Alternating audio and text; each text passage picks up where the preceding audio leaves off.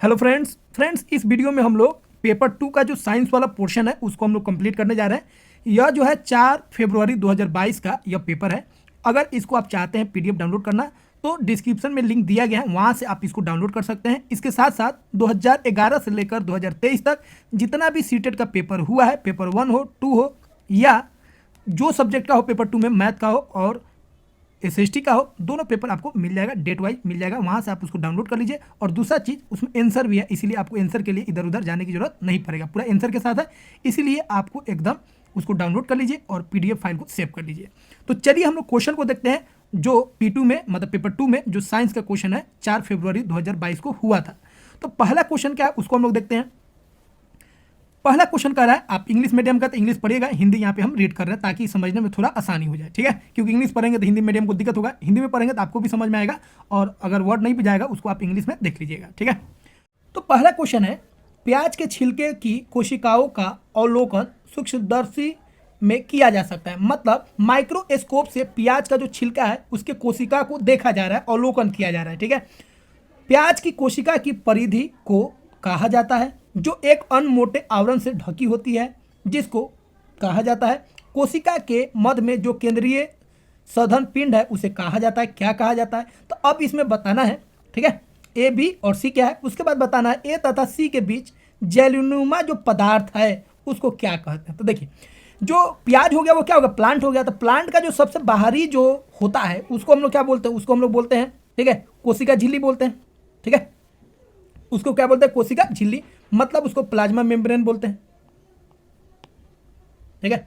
और उसके अंदर जो होता है उसको क्या बोलते हैं, सेल वाल बोलते हैं, ठीक है। तो ए हो गया आपका प्लाज्मा मेम्ब्रेन, बी हो गया आपका सेल वाल, जिसको हिंदी में हम लोग बोलेंगे, ठीक है, प्लाज्मा मेम्ब्रेन को क्या बोलेंगे, कोशिका झिल्ली, और सेल वाल को क्या बोलेंगे, कोशिका भित्ति बोलेंगे। उसके बाद क्या होता है भाई, न्यूक्लियस होता है, यहाँ पे केंद्रक होता है, ठीक है। और केंद्रक और प्लाज्मा मेम्ब्रेन मतलब ये सेल वाल जो है इसके बीच में जो द्रव होता है उसको हम लोग क्या बोलते हैं, साइटोप्लाज्म बोलते हैं, ठीक है। तो क्या हो जाएगा, केंद्रक हो जाएगा मतलब न्यूक्लियस हो जाएगा और उसके बाद क्या आएगा, साइटोप्लाज्म।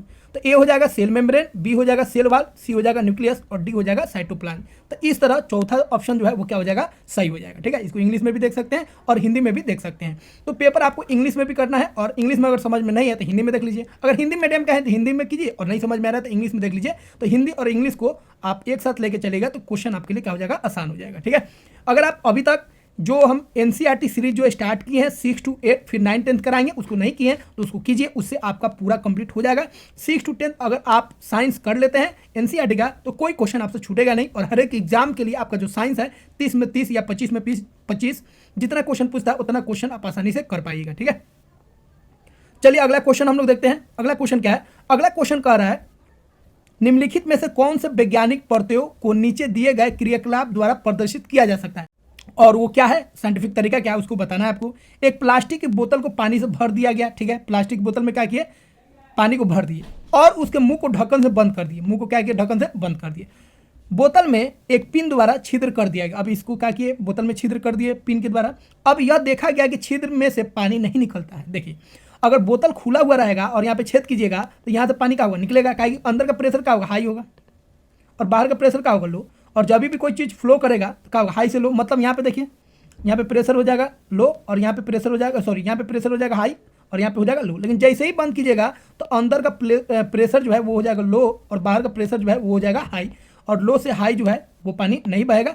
इसलिए अगर बोतल को बंद कीजिएगा तो पानी नहीं निकलेगा, लेकिन बोतल को जैसे ही खुला रखिएगा, ढक्कन को निकाल दीजिएगा तो वहाँ से पानी बहने लगेगा, ठीक है। तो यहाँ पे कौन सा बल जो है काम कर रहा है, उत्प्लावक बल काम कर रहा है कि घनत्व काम कर रहा है कि दाब कम कर रहा है कि गुरुत्वाकर्षण काम कर रहा है। तो यहाँ पे कौन काम कर रहा है, दाब काम कर रहा है, ठीक है। तो तीसरा ऑप्शन क्या हो जाएगा, सही हो जाएगा। अगला क्वेश्चन है, light from a laser torch is made to fall on 1 by 1 on. मतलब एक लेजर टॉर्च है से प्रकाश को एक एक करके निम्नलिखित पर डाला जाता है। एक डाला जाता है प्रिज्म और एक डाला जाता है, ठीक है, ग्लास स्लैब पर, ठीक है। इस पर डाला जा रहा है लाइट, यहाँ से लाइट जा रहा है यहाँ से। अब देखिए दोनों प्रक्रिया में लाइट पास हो रहा है, इससे भी लाइट पास होगा। अब लाइट जब पास होगा तो उसको हम लोग क्या बोलते हैं, यहाँ पे भी लाइट पास हो रहा है तो उसको क्या बोलेंगे, रिफ्लेक्शन बोलेंगे, जिसको हिंदी में हम लोग क्या बोलेंगे, अपवर्तन बोलेंगे, ठीक है। यहाँ पे भी क्या हो रहा है, अपवर्तन हो रहा है। तो लाइट अगर एक मीडियम से दूसरे मीडियम में पास होता है उसको क्या बोलते हैं? अपवर्तन। तो प्रिज्म से पास करे तब, या कांच का जो ग्लास स्लैब है, ग्लास जो स्लैब है उससे पास करे तब, दोनों में लाइट का जो प्रकाश का क्या हो रहा है? रिफ्रैक्शन हो रहा है, याद रखेंगे। अब बोलेगा डिस्पर्सन क्या होता है? तो ये लाइट जो है जब प्रिज्म से पास करेगा तो ये लाइट जो है विखंडित हो जाएगा, अलग अलग कलर में बढ़ जाएगा व्हाइट लाइट। इस प्रक्रिया को, मतलब ये जो स्प्लिट अप हो रहा है, इसको हम लोग बोलते हैं डिस्पर्सन। क्या बोलते हैं? डिस्पर्सन ऑफ लाइट, जिसको हिंदी में हम लोग बोलेंगे परकिरणन। परकिरणन, ठीक है। व्हाइट लाइट का बटना अलग अलग कलर में, उसको हम लोग बोलेंगे परकिरणन, ठीक है। तो यहाँ पे दोनों केस में अपवर्तन हो रहा है, इसलिए चौथा ऑप्शन जो होगा वो क्या हो जाएगा? सही हो जाएगा, ठीक है। जिस क्वेश्चन में आपको डाउट लगे या हम जो बता रहे हैं उसमें अगर कहीं पे भी डाउट हो, कंफ्यूजन हो, कमेंट बॉक्स में जरूर लिखिएगा, हम उसको पूरा कोशिश करेंगे सही करने का, ठीक है। अगला क्वेश्चन है, पौधे द्वारा कार्बन डाइऑक्साइड तथा जल का सूर्य के प्रकाश की उपस्थिति में प्रयोग करके भोजन के उत्पादन में किस प्रकार की अभिक्रिया का प्रयोग होता है? मतलब पौधा जो है कार्बन डाइऑक्साइड लेता है और वाटर लेता है, ठीक है, और सूर्य के प्रकाश में मतलब सनलाइट लेता है, यहाँ से एनर्जी मिल गया, और इसके अंदर क्या है? पत्ता में क्लोरोफिल है, और इसकी मदद से वो क्या बनाता है? ग्लूकोज बनाता है, C6H12O6 बनाता है, ठीक है। अब यह जो ग्लूकोज बनाया, किससे बनाया? कार्बन डाइऑक्साइड और H2O से। तो यहाँ पे देखिए, दो या दो से अधिक जब कंपाउंड या एलिमेंट मिलकर एक कंपाउंड का निर्माण करता है तो ऐसे रिएक्शन को हम लोग क्या बोलते हैं? कॉम्बिनेशन रिएक्शन बोलते हैं। इससे पहले वाला क्वेश्चन भी आया था, इसी तरह का क्वेश्चन था, कॉम्बिनेशन रिएक्शन। तो ये जो रिएक्शन है किस तरह का रिएक्शन है? तो यह रिएक्शन हो जाएगा कॉम्बिनेशन रिएक्शन। तो याद रखिएगा, फोटोसिंथेसिस, इस रिएक्शन को हम लोग क्या बोलते हैं? फोटोसिंथेसिस बोलते हैं, प्रकाश संश्लेषण बोलते हैं। इसमें पौधा खाना बनाता है, CO2 और H2O को लेकर, और सनलाइट लेता है, और क्लोरोफिल होता है पत्ता में। तो CO2 और H2O मिलकर क्या बनाया? ग्लूकोज बनाया, ठीक है। और यह जो होता है स्टार्च के रूप में पत्ता में क्या हो जाता है? जमा हो जाता है पत्ता में, ध्यान रखिएगा। और यह जो प्रोसेस है इसको फोटोसिंथेसिस बोलेंगे। और ये किस तरह का रिएक्शन है? तो याद रखेंगे ये कैसा रिएक्शन है? तो ये रिएक्शन हो गया कॉम्बिनेशन। कॉम्बिनेशन के साथ एक और चीज याद रखेंगे, इसमें एनर्जी लिया जा रहा है तो ये हो जाएगा एंडोथर्मिक। क्या बोलेंगे? एंडोथर्मिक, ठीक है। जबकि रेस्पायरेशन जो होता है बताएंगे वो होता है एक्सोथर्मिक, उसमें एनर्जी रिलीज होता है, ठीक है, और उसमें ग्लूकोज टूटता है, इसलिए वो हो जाएगा डिकम्पोजिशन रिएक्शन। तो रेस्पायरेशन हो जाएगा डिकम्पोजिशन रिएक्शन, ठीक है। जस्ट इसका उल्टा होता है, और इसमें क्या होता है? हीट एब्जॉर्ब होता है, मतलब एक्सोथर्मिक होता है, रिलीज होता है एक्सोथर्मिक, मतलब हीट रिलीज होगा, ठीक है। अगला क्वेश्चन हम लोग देखते हैं, कॉपर सल्फेट के संयुक्त के संतृप्त विलयन को क्या करने से उसमें और मात्रा में कॉपर सल्फेट घोला जा सकता है? तो बहुत सिंपल क्वेश्चन है। अब देखिए, कॉपर सल्फेट का विलयन बना रहा है, कॉपर सल्फेट को घोलना है। मान लीजिए कॉपर सल्फेट को आप पानी में डालें, अब आप चाहते हैं कॉपर सल्फेट और अधिक से अधिक घुले, इसके लिए आपको क्या करना पड़ेगा? क्या आप उसमें बेस को डालिएगा, मतलब क्षार को डालिएगा, या उसको क्या कीजिएगा? फ्रीज कर दीजिएगा, या उसको गर्म कीजिएगा, या उसमें एसिड डालिएगा? तो आपको बता चुके हैं कई बार, किसी भी विलयन में अगर जो मतलब किसी भी सॉल्यूशन में अगर आपको सॉल्यूट की मात्रा को अधिक करना है, मतलब मान लीजिए पानी है और उसमें चीनी आप घोलना चाहते हैं चीनी और अधिक से अधिक घुले, तो उसके लिए आपको क्या करना पड़ेगा? उस सॉल्यूशन को गर्म करना पड़ेगा, ठीक है। तो सॉल्यूशन को गर्म कीजिएगा तो जो सॉल्यूट है, जो विलय है, वो अधिक से अधिक घुलेगा, ठीक है। तो यहाँ पे क्या करेंगे हम लोग? उसको हीट करेंगे। तो तीसरा ऑप्शन क्या हो जाएगा? सही हो जाएगा, ठीक है। अगला क्वेश्चन है, which of the flowing combination is correct? कौन सा कॉम्बिनेशन यहाँ पे करेक्ट है? तो यहाँ पे बहुत आसानी से आप कर सकते हैं। देखिए कैसे, आपको ज़्यादा इसमें टेंशन नहीं लेना। कैसे नहीं लेना हम बताते हैं। पोलियो जो होता है वायरस से होता है, तो ये गलत हो गया। हैजा जो होता है, हैजा, ठीक है, वो विषाणु से नहीं होता, बैक्टीरिया से होता है, तो ये भी गलत हो गया। हेपेटाइटिस जो होता है वायरस होता है, तो ये भी गलत हो गया। खसरा जो होता है विषाणु से होता है, ये क्या हो गया? सही हो गया। तो केवल कौन सही हो गया? केवल डी। तो एकदम सिंपल क्वेश्चन है, आपको ज़्यादा दिमाग नहीं दौड़ाना है, ठीक है। अगला क्वेश्चन है, निम्नलिखित में से कौन सा जीव हड्डियां नहीं होती है तथा वह संकुचन तथा प्रसार से चलता है? संकुचन करता है, फिर प्रसार होता है, कॉन्ट्रैक्ट करता है, और फिर उसमें क्या होता है? एक्सपेंशन होता है। कौन सा है? तो देखिए, हड्डी किस में नहीं होता है? पहले देखिए, केचुआ में हड्डी नहीं होता है, और चींटी में भी हड्डी नहीं होता है। सांप में हड्डी होता है, और केकड़ा में भी हड्डी होता है। अब देखिए, अब केचुआ जो होता है, केचुआ और चींटी, चींटी में देखिए, चींटी में हड्डी नहीं है, लेकिन ये क्या चलता है? ये चलता है, रिंग क्या ऐसे चलता है। लेकिन अगर हम बात करेंगे, किसका बात करेंगे? केचुआ में, तो केचुआ का जो मूवमेंट होता है वो कैसे होता है? कॉन्ट्रैक्शन और एक्सपेंशन से होता है। ऑलरेडी हम लोग 6th क्लास में पढ़ चुके हैं। तो यहाँ पे कौन आंसर सही हो जाएगा? केचुआ क्या हो जाएगा? सही हो जाएगा, ठीक है। अगला क्वेश्चन है, the deficiency of which micronutrient may result in poor blood clotting and subsequent bleeding? मतलब किस सूक्ष्म पोषक तत्व की कमी से या उसके न होने से के परिणाम स्वरूप रक्त का थक्का ठीक से नहीं बनता है। मतलब रक्त का थक्का किसके कमी से नहीं बनता है? तो रक्त का थक्का के लिए कौन जिम्मेदार है? विटामिन के जिम्मेदार होता है। विटामिन के अगर बॉडी में रहेगा तो रक्त का थक्का बढ़ेगा, ठीक है। तो रक्त के थक्का के लिए याद रखिएगा, एक प्लेटिलेट जिम्मेदार होता है, प्लेटिलेट। और विटामिन में बात करेंगे तो कौन जिम्मेदार होता है? विटामिन के जिम्मेदार होता है। दोस्तों अगर आप चाहते हैं साइंस का और मैथ का अपने लेवल को बेस्ट करना, तो यहाँ पे अभी साइंस करा रहा है, फिर आपको जब ये कंप्लीट कर लेंगे तो मैथ का भी आपका सीटेट पेपर 2 का हम कंप्लीट करा देंगे, ठीक है। और हम कोशिश करेंगे 6 to 10 साइंस और 6 to 10 मैथ आपको एनसीईआरटी करा दे जितना जल्द से जल्द हो सके। लेकिन आपका भी एक फर्ज बनता है, राइट बनता है जी, आप इस वीडियो को लाइक कीजिए और चैनल को सब्सक्राइब कीजिए, ताकि मेरा अधिक से अधिक सब्सक्राइबर बढ़े, वॉच टाइम बढ़े, जिससे मेरा चैनल मोनेटाइज हो सके और आने वाले दिनों में, ठीक है, मेरे पास एक डिजिटल बोर्ड हो जाए जिस पे हम आपको आसानी से पढ़ा सके और आपसे रूबरू हो सके, ठीक है। अभी टैब से पढ़ा रहे हैं, अभी मजबूरी है, मेरे पास बोर्ड नहीं है, और डिजिटल बोर्ड से थोड़ा सा काम आसान हो जाता है और समझाने में भी बहुत सारा चीज़ ईजी हो जाता है, ठीक है। तो टारगेट है, ऐसे मेरे पास अभी उतना रिसोर्स नहीं है, जैसे जैसे रिसोर्स बढ़ेगा वैसे वैसे हम अपनी चीज़ को बढ़ाते जाएंगे, ठीक है। तो यहाँ पे आंसर आप देख लिए 3 जो होगा वो सही हो जाएगा, विटामिन के। अगला क्वेश्चन है, जब अम्ल ए को क्षार बी में डाला जाता है, ठीक है, अम्ल ए है और क्षार है बी, उसमें डाला जाता है तो सी बनता है। सी क्या हो गया आपका, ठीक है, सी सॉल्ट हो जाएगा। जब अम्ल को डालेंगे उसमें तो क्या बनेगा, सी बन रहा है, ठीक है, जिसके साथ बहुत मात्रा में उष्मा उत्पन्न होता है।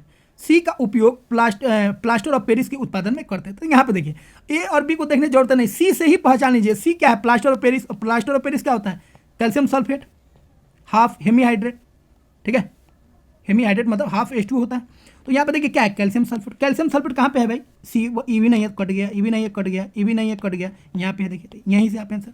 तो थोड़ा सा दिमाग आपको अप्लाई करना है, ठीक है। अब इसको और थोड़ा सा क्रॉस चेक कर लीजिए। अब ए क्या है, अम्ल है, तो अम्ल देखिए ये सब अम्ल है, और बी क्या है आपका, बेस है, तो सब बेस है। अब देखिए ए जो है, ए को क्षार बी में डाला जाता है, सल्फ्यूरिक अम्ल को किस में डाला जाता है, चूने का पानी। चूने का पानी क्या होता है, CaOH2, ये बेस हो गया, और ये हो गया H2SO4 सल्फ्यूरिक एसिड, इसमें डाला जाता है, जिसके साथ बहुत सारा उष्मा निकलता है, बहुत सारा हीट निकलेगा, ठीक है, क्योंकि यहाँ पे रिएक्शन हो रहा है, न्यूट्रलाइजेशन रिएक्शन। और यहाँ पे देखिए क्या बनेगा, कैल्शियम सल्फेट बनेगा, अब प्लस हीट निकलेगा, ठीक है, प्लस वाटर बनेगा, बात समझे। तो यहाँ पे देखिए सी हो गया ये वाला, ठीक है। तो ए और बी को नहीं भी देखे हैं तो सी से आप आसानी से इस क्वेश्चन का ऑप्शन आप 4 लगा सकते हैं, ठीक है। तो हर एक क्वेश्चन में थोड़ा दिमाग लगाना है, एक्स्ट्रा ऑर्डिनरी नहीं बनना है, पहले दिमाग लगाना है जो ट्रिकी वे में हो रहा है कि नहीं, ठीक है, उसके बाद कौन। यहाँ पे देखिए सी से ही हम काम बना लिए, ए और बी को जानने की जरूरत नहीं है, फिर भी क्रॉस चेक के लिए आपको हम बता दिए, ठीक है। अगला क्वेश्चन है, निम्नलिखित में से कौन सी विधिया का प्रयोग रेत, नैप्थलीन तथा नमक, रेत भी है एक, ठीक है, एक मिश्रण है जिसमें रेत भी है मतलब सैंड भी है, नैप्थलीन भी है, प्लस इसमें नमक भी है, सॉल्ट भी है। अब इसको अलग करना है, तो देखिए इसको अगर अलग करना है तो सबसे पहले आप क्या कीजिएगा, वाष्पीकरण कीजिएगा। वाष्पीकरण से क्या होगा, जो नैप्थलीन है वो निकल जाएगा, सॉरी वाष्पीकरण नहीं, आपको करना पड़ेगा सब्लिमेशन। पहले क्या करेंगे, सब्लिमेशन। सब्लिमेशन से क्या होगा, मतलब ऊर्ध्वापातन इसको हिंदी में बोलेंगे। इससे नैप्थलीन जो होगा सीधा गैस में उड़ जाएगा, तो बचेगा कौन बचेगा, सैंड बचेगा और सॉल्ट बचेगा, सैंड और सॉल्ट, ठीक है। तो देखिए सबसे पहले क्या करें, ऊर्ध्वापातन, तो यहीं पे आपका आंसर मिल जा रहा है, फिर भी आपको आगे क्या करना है। अब सैंड और सॉल्ट को क्या करेंगे, पानी डाल देंगे, क्या डाल देंगे, पानी।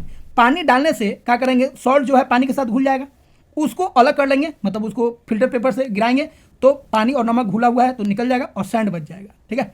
सैंड अलग हो गया, फिर साल्ट और नमक को अलग करना है, तो दूसरे का जो ये काम किए हैं, साल्ट मतलब साल्ट और पानी जो है उसको बालू से अलग किए हैं, उसको हम लोग बोलते हैं डिसेंटेशन। क्या बोलते हैं, डिसेंटेशन, जिसको हिंदी में बोलते हैं निथारना। अब बच गया आपका, क्या बच गया, अब साल्ट है, अब प्लस क्या है, वाटर है, इसको अलग करना है, तो इसको क्या करेंगे, वेपराइज कर देंगे, इवोपरेशन कर देंगे। तो यहाँ पे क्या करेंगे, वाष्पीकरण कर देंगे, तो वेपराइजेशन हो जाएगा, या इसी को आप बोल लीजिए इवोपरेशन, ठीक है। इवोपरेशन, वेपराइजेशन नहीं होना चाहिए, क्या ये 100 डिग्री के ऊपर होता है, तो इवोपरेशन यहाँ पे कर लेंगे, ठीक है। तो कौन आंसर हो जाएगा, सब्लिमेशन, डिसेंटेशन और इवोपरेशन, मतलब ऊर्ध्वपातन पहले करेंगे, फिर निथारेंगे, फिर वाष्पीकरण, तो सेकेंड ऑप्शन क्या हो जाएगा, सही हो जाएगा, ठीक है। अगला क्वेश्चन है, किसी इमारत की छत से भूमि की ओर गिरने वाले सिक्के की गति लगातार बढ़ती है। तो देखिए ऊपर से कोई भी ऑब्जेक्ट अगर आप गिराते हैं तो पृथ्वी की तरफ बढ़ेगा, इसका स्पीड जो है बढ़ता है, क्या है कि यहाँ पे एक्सेलेरेशन क्या लगता है, 9.8 लगता है, और जैसे ऊपर से नीचे की तरफ जाएगा इसकी स्पीड क्या होगा, बढ़ेगा, ठीक है। तो यहाँ पे ध्यान रखना है ये क्यों हो रहा है, क्योंकि यहाँ पे सिक्का पर जो बल लग रहा है किसके द्वारा लग रहा है, पृथ्वी के द्वारा, ठीक है। तो पृथ्वी सिक्के के ऊपर क्या करता है, गुरुत्वाकर्षण बल लगाता है, ठीक है, ग्रेविटेशनल फोर्स लगाता है, जिसके कारण जो है सिक्का आकर्षित हो रहा है। तो दूसरा ऑप्शन क्या हो जाएगा, सही हो जाएगा, ये भी सिंपल क्वेश्चन है। अगला क्वेश्चन है, ए बी तथा सी डी दो छोर है, एक ए बी है और एक क्या है, सी डी, ठीक है। अब देखिए कह रहा है ए सिरा सी सिरा द्वारा प्रतिकर्षित होता है, ए और सी में क्या हो रहा है, रिपल्सन हो रहा है, मतलब ये भी प्लस होगा, ये भी प्लस होगा, या माइनस होगा, या ये भी माइनस होगा, यही ना हो सकता है। बी तथा सी सिरे एक दूसरे को आकर्षित करते हैं, बी और सी जो है, ठीक है, एक दूसरे को क्या कर रहा है, आकर्षित।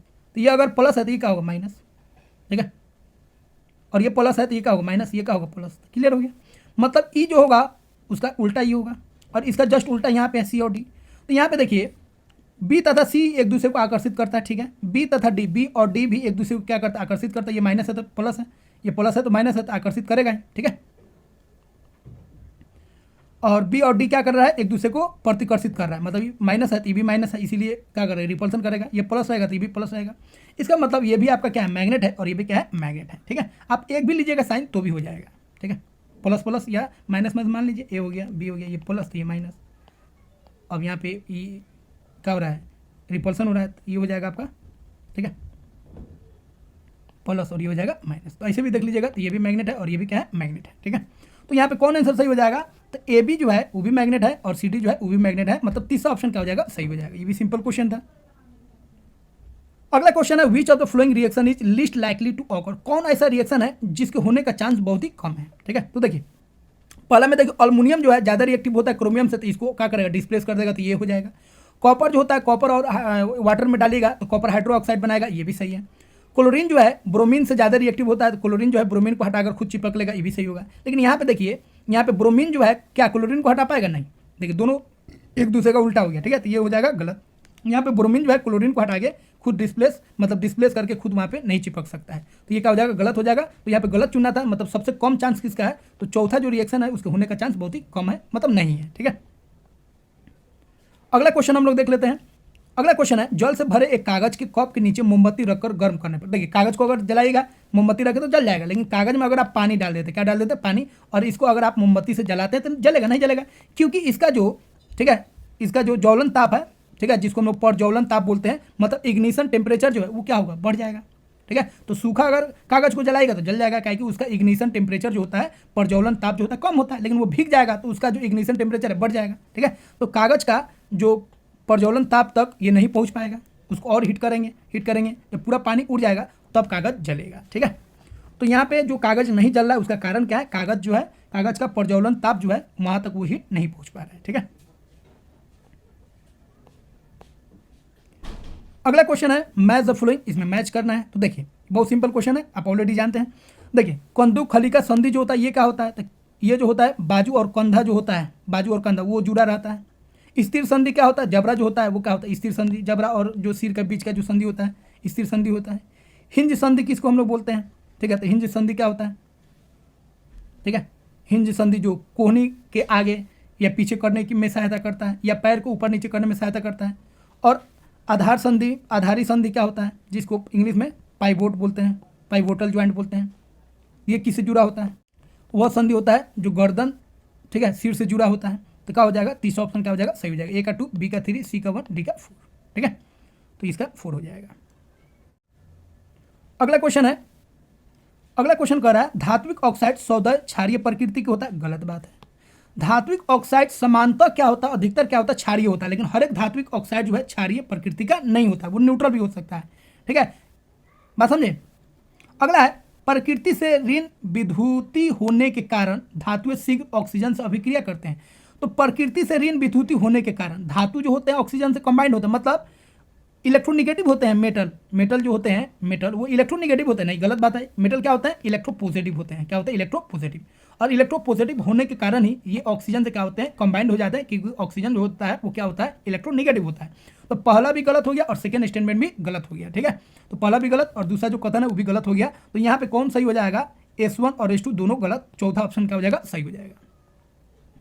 अगला क्वेश्चन है एक वस्तु किसी द्रव में तैरती है, तैर रहा है, तथा उसके आयतन का आधा उस द्रव में डूबा हुआ है। तैर रहा है, आधा तैर रहा है और आधा डूबा हुआ है, आधा तैरा और आधा डूबा हुआ है। तो देखिए पूरा अगर तैरेगा, डूबा हुआ नहीं रहेगा, तो बायोन फोर्स जो है उस वस्तु पर जो बायोन फोर्स लग रहा है, जिसको बोलेंगे उत्प्लावक बल जो लगेगा, वो क्या होगा, अधिक होगा। उसके वजन से क्या होगा, अधिक होगा। उसके वजन के बराबर होगा तो क्या होगा, वो आधा तैरेगा आधा डूबेगा, और उसके वजन से उत्प्लावन बल कम हो जाएगा तो क्या हो जाएगा, वो वस्तु डूब जाएगा, ठीक है। तो यहाँ पे वस्तु जो आधा तैर रहा है, इसका मतलब है उत्प्लावन बल जो है उसके भार से क्या है, उसके भार के बराबर है। अगर उसके भार से कम होगा तो डूब जाएगा, और उसके भार से अधिक होगा तो क्या होगा, तैरेगा, पूरा तैरेगा, थोड़ा सा भी नहीं डूबेगा, और बराबर होगा तो थोड़ा तैरेगा और थोड़ा डूबेगा। तो चौथा ऑप्शन क्या हो जाएगा, सही हो जाएगा, ठीक है। अगला क्वेश्चन है मछलियों के हृदय की संरचना के संदर्भ में निम्नलिखित में से कौन सा सही है। मछलियों का जो हृदय होता है उसके बारे में बताना है कौन सा सही होता है। ठीक है, तो ये आपको याद ही रखना है। द्विकोष्ठीय हृदय होता है जिसमें एक अलिंद होता है और एक क्या होता है, निलय होता है। ठीक है,